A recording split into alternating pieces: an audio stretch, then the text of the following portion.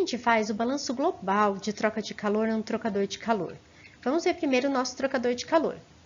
Eu vi o que acontece com a diferença de temperatura quando eu estou pensando só no fluido quente ou só no fluido frio. Agora a gente está pensando no trocador de calor como um todo. Então eu tenho, por exemplo, aqui no tubinho passando um fluido frio e aqui do lado de fora passando um fluido quente. Tanto faz, tá bom? Mas vamos utilizar esse exemplo. Eu tenho aqui um cilindro, então eu tenho um cilindro com a parte sólida, tenho 3 resistências acontecendo aqui. A da convecção, da condução e da convecção. E como fica o nosso fluxo de calor? Ele é ΔT dividido pela resistência total.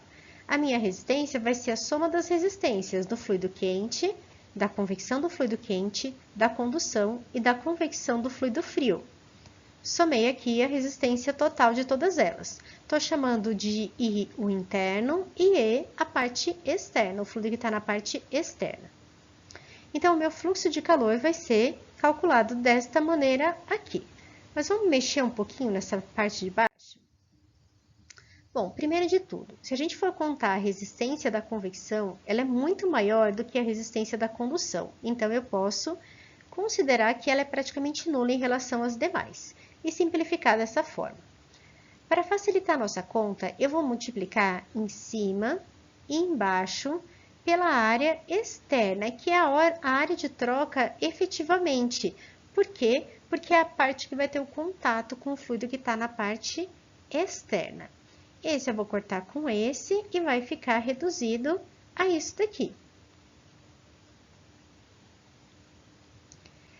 Se a gente estiver trabalhando com uma barreira fina o suficiente, a minha área externa é praticamente igual à minha área interna. Então, eu posso cancelar esses dois termos.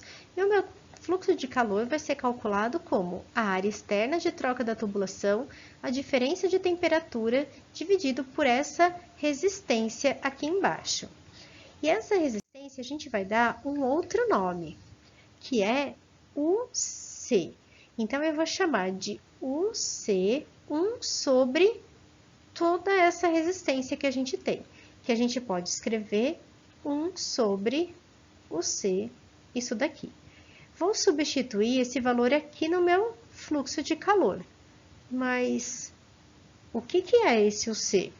Esse UC é o coeficiente global de troca de calor.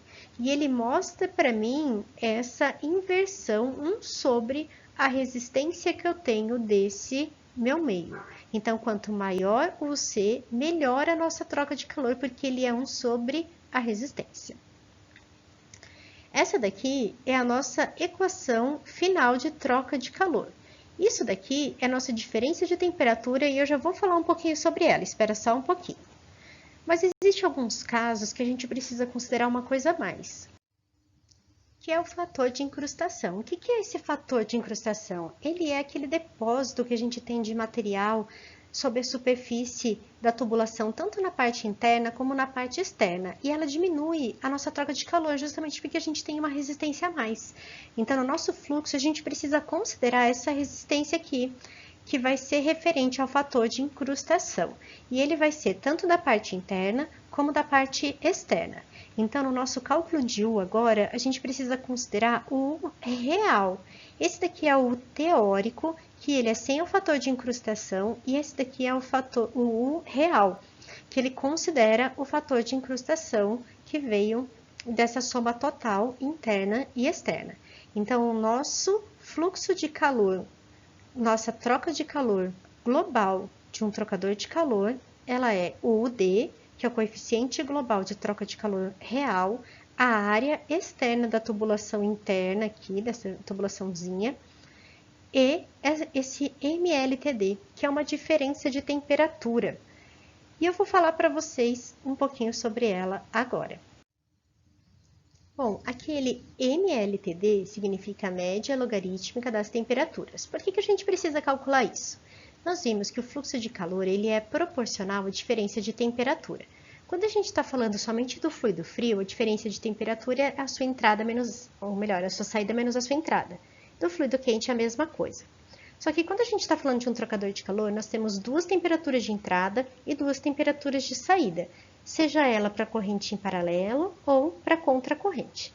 Então, vamos ver como é que a gente calcula a média de temperatura ou a diferença de temperatura num trocador de calor. Nós vamos começar calculando a diferença de temperatura na entrada e da saída. Vou colocar num gráfico. Aqui eu tenho o início do trocador de calor e o final do trocador de calor. A entrada do fluido quente e do fluido frio e a saída do fluido quente e do fluido frio. Então, eu vou calcular a média de temperatura na entrada e a média de temperatura da saída. Eu gostaria de chamar a atenção de vocês para uma coisa, ó.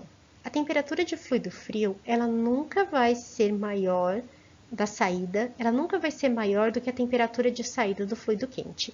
Essa é uma limitação que a gente tem do fluxo em paralelo. Quando a gente está falando do contracorrente, nós temos o quente entrando aqui e o frio entrando aqui, e o quente saindo aqui e saindo aqui. Então, a diferença de temperatura na entrada e da saída, a gente vai calcular um pouquinho diferente. Na entrada do trocador vai ser a temperatura de saída do fluido quente menos a temperatura de entrada do fluido frio.